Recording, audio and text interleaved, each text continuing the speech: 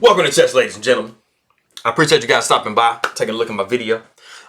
So as you guys know, I'm super excited. Waiting on this tournament to come up tomorrow, the 13th. I'm not sure what time. I'll be finding that out. But I was kind of looking for a game to do. I wasn't sure who I was going to do, but I saw a comment that mentioned a guy named Ahmed Nouri. And so I thought about it. I was like, man, let me see, who he's played. He's actually played Rad1 Nce7. They played that game to a draw. But looking at the list, I came across a Wesley versus Ahmed Nouri game, and I was like, man, that seems like a nice game to show. So I went ahead and grabbed that. But as all of you guys know, I have a lot of subscribers from the Philippines. So all of my people from the Philippines, magandang umaga or magandang hapon. If it's morning or afternoon when you see this video, good morning, good afternoon to you. Kamusta kaibigan? Masaya Akong Mukita Kang Muli. Appreciate you guys stopping by, taking a look at my video. Maraming salamat po. Much love and mabuhay to everybody. So we have a purely a Filipino game here. So Tagalog is all I'm really needing to speak here. Not perfect, but as you guys know, I am working to fine tune, get the words translated over to where it sounds native to when you hear it. So I think I'm doing a little bit better as time goes. But anyway, this was a pretty nice game. This is a pretty nice game. It has a lot of information in it, a lot of concepts and stuff that I'll be talking about. So it was really rich. It's a really rich game. But if you guys are ready to go, let's go ahead and see and take a look at what we got. All right, so we have E4, we got C5, and so we have knight to F3, we got E6, D4, pawn takes D4, knight takes D4, we have A6, bishop to D3, and we have G6. And I pause because this is actually as of 2008, because this game is taken from 2008, the Asian Masters, and this G6 move is actually a novelty as of 2008. So at move 5, we have a novelty of the game. That's really crazy when you think about it. Now, what I do want to say about that is this. As of today, it has been played 811 times. As of 13 years ago, 0. So that just shows you how advanced theory gets just in 13 years, especially with pretty much computers coming along and, the databases and stuff like that. It allows people to kind of reach in and grab all different kinds of, theory and stuff like that, didn't used to exist. So, stuff has advanced a lot. But like I said, as of 2008, this was the first time this had been seen. So we are in novelty land. And right now, we are in what is called the Sicilian Khan. At the time, it was just called the Sicilian Khan. But as time has gone on, it is now called the Swiss cheese variation. Probably because you have kind of all of this space here, and it kind of looks like the position for black is Swiss cheesy. I'm assuming that's the way it is, but I'm not sure why. Anyway, so we have castles for white. Now, normally what you do see, especially now, instead of G6, would be either knight to F6, or you might see some bishop to C5 coming, and then after knight to B3, you'd see maybe bishop B6, or bishop back to E7, or even to A7, something like that. So that's more of the modern way to play it. But at the time, we just saw a nice principled move by Wesley castle in here. So we see bishop to G7, we got knight to B3, we have knight to E7, and we have C4. And as you can see, white is going for the Maroczy bind type situation. Which basically the reason why white does this against black is to try to prevent D5 as much as possible, or make it undesirable to play. Because of course, if you did do D5, you'd be ending up with a an isolated pawn probably, and so it probably wouldn't be that great. So we're just trying to prevent this and keep the D pawn very weak, and that'll become relevant later. Not do that. It'll become relevant later because you'll see what comes up.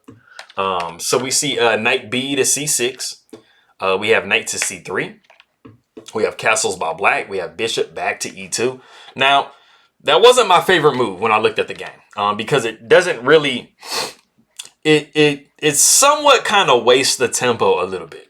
It's not a bad move, but developing another piece, just a little more principled. So bishop coming to f4, or maybe bishop to e3, or bishop to g5, stuff like that. Just getting another piece out into the game probably would have just been slightly better. But it's kind of is somewhat equal. But like I say to you guys, like when you guys are learning how to play chess, or when you guys are working on getting better, you want to try to be as principled as possible. Just by default, it's going to help you in your games a lot more. So instead of moving a piece for a second time, you're going to want to try to, develop maybe this rook or a bishop or something like that. You usually can't go wrong when you're developing pieces and stuff like that. So like I said, we did see bishop to e2. We see d6, and this is where, c4 and e4 comes into play, because as you can see, it's really clamping down and kind of cramping black just a little bit. So we see bishop to f4, like I was saying before, a nice principled move. e5. Now, the problem is now this pawn is like forever weak, because as you can see, it doesn't have any neighboring, brother and sister pawns to really kind of help support it. So that is going to become a target. And that's usually what happens when you're playing a Sicilian. So we see bishop back to e3. We have bishop to e6. The bishop is almost always going to come to e6, trying to, help push this pawn forward, because that's one of the main goals of black, is to try to get rid of that one little weakness that they have. So we see queen to d2. After f5, we see f3. And just backing up here a touch, instead of queen to d2, something that was actually really nice would have been knight to d5. Now, of course, you're not going to want to take with the bishop, because after bishop takes d5, pawn takes d5, the knight is going to be having to back up to b8. And then we'd see probably knight to d2, f5, and then queen to b3. And as you can see, you have a lot of weaknesses here. The queen is holding down this pawn, so we're not worried about trading here, stuff like that. You're having ideas of, plopping that knight down in there, because, white does have the bishop pair. So this light square is very vulnerable for black. So that's definitely not, that's definitely something that white could have took a little bit of advantage of. But we see f3 after f5. We got b6, rook a to d1. And like I'm saying, we are continuing to pick on this weak point for black. Now, it's not always d6 in the Sicilian. And you just have to kind of find it in your own positions when you're playing your own games, where the weakness is. If you can find a weakness or a weak point in your opponent's position and start to attack it, you start to put your opponent into a really defensive position. Now, something I'm going to note, if you look at the move b5, I want you to remember this position. This is move 14. And we've just seen b6 played by black, right? So something I'm going to touch back on in another few moves. You're going to be like I said, take a snapshot of this position. I'm going to come back to the position so we can see the difference, but I'm about to be telling you guys about a certain concept, right? So like I said, rook a to d1 came. We see knight back to c8. The pawn takes f5, pawn takes f5. We see f4, and then we have rook to a7. And before I mention what I'm going to mention, the first thing I want you guys to do is go ahead and stop the video and see, after the rook comes to a7, what is a very, very powerful move that white has at their disposal. It's not a super known concept, but it's something that some people are familiar with. You've heard me mention in some videos before. So go ahead and pause it and see if you can find the best move for white here. All right, cool. So for those of you that guessed rook to f3, you would be absolutely correct.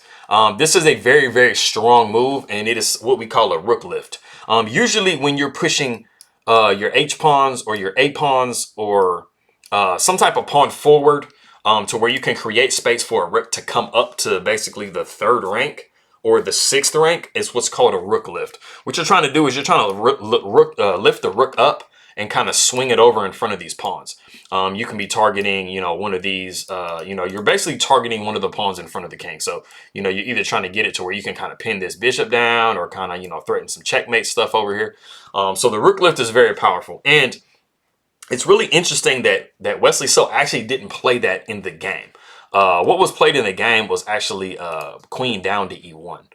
So, you were kind of thinking that, that was something that he was kind of preparing with f4, but it was not something that he actually did. So just to take you down a variation, Now, I wanted to show you this variation. This is a complete, purely computer variation, and this is why we can't be computers. So basically, we would see rook to f3, the rook lift, knight 6 to e7, pawn takes e5, rook to d7, knight to d4, pawn takes e5, knight takes e6, which is looking like it's just hanging the queen. Rook takes d2, and not even knight takes e8. We see rook takes d2. The queen comes over to e8, knight takes f8, bishop takes f8, and we have b4. Like, just look at the position right here. This is exactly the way that the computer is wanting you to play. There's no human being on earth, I don't think, that would actually play this way. Because when you're looking at it, yes, you are up a piece, but the pawns are equal, and you have a queen for black. And you have these two rooks against the queen. You would literally have to be a computer to play this way. There might be a possibility that a human might play like this, but this is just so counterintuitive when you're playing as a human being that you're gonna be actually making these moves. There was a really interesting line that I was just like, man, let me just show y'all real quick. Anyway, so like I said, the rook coming to a7, we got the queen coming down to e1. We have the rook to d7. And we have knight to d5. We have knight 6 to e7, and we have queen to f2. Now, this position, I want you to pay attention to the position, right? This is what I'm going to be pointing out in the position. This knight is on the back rank. This queen is on the back rank. This rook is on the back rank. This rook is only on the second rank. The knight is only on the second rank. The bishop is really like black's best piece. So if you look at this cluster of pieces right here, right? I want to compare that to what we had on move 14, and that was this. So as you can see, the knight is much better placed.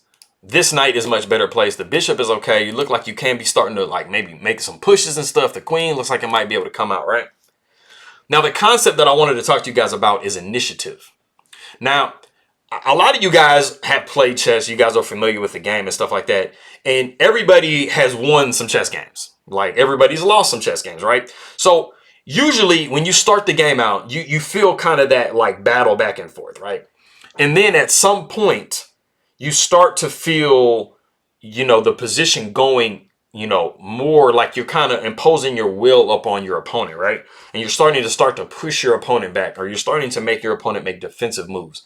This is meaning that you're gaining the initiative, that you actually have the initiative. And then also, if you're starting to get beat on, that's because your opponent has the initiative and they're forcing you back. Usually what happens is, you'll find a weak spot in your opponent's position, and it will cause them to have to start making defensive moves and things like that, right? So b6, after rook a to d1, this was the first defensive move you saw, knight to c8. We saw pawn takes f5, f4, and then we see rook to a6, another defensive move, preparing the rook to come over to defend d6. So as you can see, all of black's movements are defending a point. And so you can see that white has a monster initiative in this position, queen to f2. I'm gonna, down in the description, I'm gonna go ahead and put the the Wikipedia for initiative, so you guys can read on it if you want to.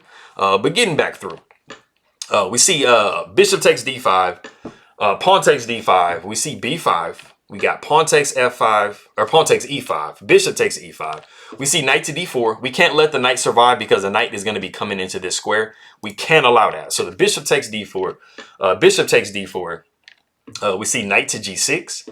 We see a4, trying to crack this little pawn structure that black has over here. Pawn takes a4. Bishop takes a6. Queen to g5. We see rook to c1, hitting a little double attack on this knight here. So the knight c comes to e7. We see bishop to b5. We see rook to b7. We see bishop to c6. We see rook to c7. We see rook to c3. We see f4. We see bishop to b6. So this is like really crazy with these bishops here in this open position. So we see rook c to c8. See bishop to d7. We see rook taking c3. And then we see bishop taking bishop to e6 with check. And we see king to g7. Now we see pawn takes c3. And unfortunately, this does pass this pawn. So a little bit better, more accurate would have been actually bishop to d4 with check. And then after the knight covers, then you take back with the bishop on c3, because now you don't have the passed pawn here. So that was a little of an inaccuracy by Wesley. So, so like I said, we have pawn takes c3, and we see knight to e5, but black actually did miss, just pushing this pawn here to a3. And what happens after this? You see that black starts to have the initiative, and now they're going to have to start playing defensively after this. So this was the dangerous situation when you allowed that pawn to become passed. So like I said, the knight comes to e5. We see bishop to c7. We see rook to f6. We see h4. We see queen to g3. And we see bishop takes d6. So now we snapped off a pawn. So we see knight 7 to g6. We see h5. Bishop to c4. We see queen taking g3. Pawn taking g3. And we see the nice little deflection tactic, h6. And then now you're forced to take. You can't really go anywhere else. And then we see the rook taking on f6. So we've now dropped the exchange. The knight comes to d6. We see the bishop to f7, knight to e4, rook over to a6. We see king to g7. We see bishop takes g6, pawn takes g6. We see d6. We see king to f7, and then we see d7. And in this, it was in this position that Nouri actually resigns the game. And he resigns because there's not a way to come to this square. There's also not a way to come to this square. And if you do try to come to this square, you're going to be running into rook to e6. And you have two options. You can either move the king over here and lose your knight, and then that's just completely game over. Or you can take and then allow a queen, and then you at least still have a piece, but this is not a comparison between these two pieces. So, like I said, that was that game. And like I said, it was taken from 2008 Asian Masters. I appreciate you guys coming by. Maraming Salamat Po Kaibagan. Mabu Hai Pa Alam to you. And I will see you guys next time. I appreciate it.